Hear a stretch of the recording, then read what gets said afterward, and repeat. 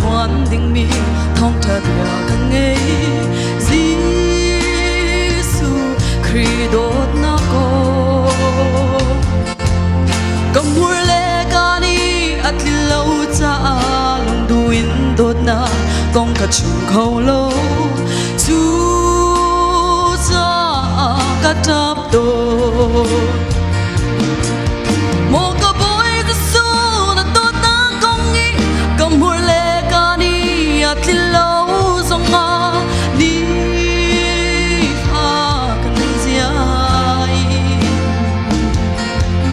nết sa tê cha cái gì song ra lại nết rồi chia cái nê đồ su ca su lại din na ram pha la tia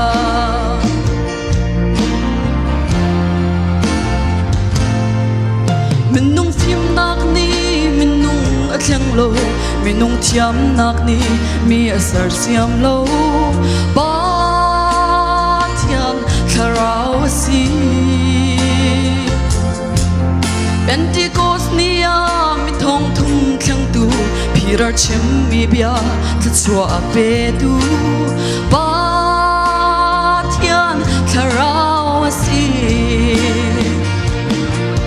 một cái bối Giêsu na đốt na công in cầm hur le cani at lâu song ma ni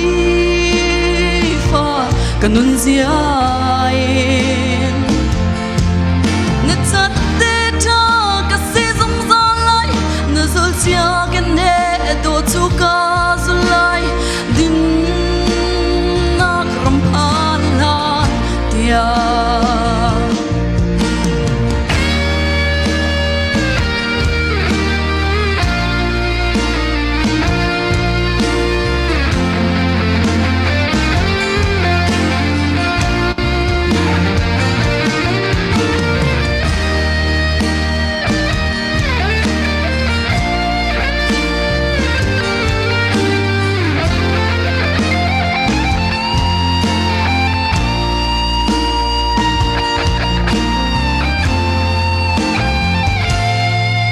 Joshua le aral kam ni ralando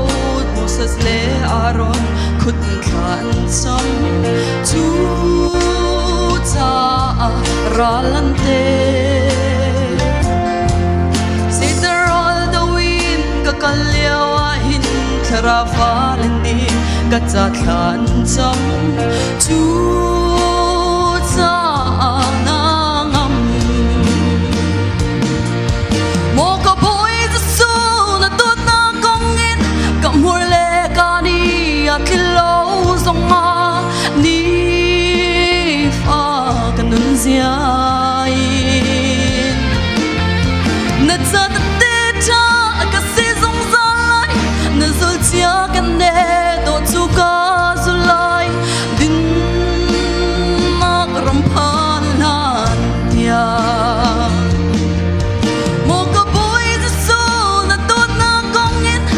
mur le cani at lâu song ma ni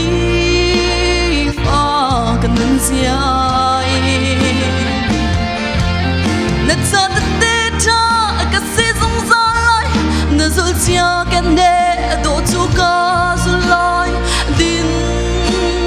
na ram pha lan tia we want to find out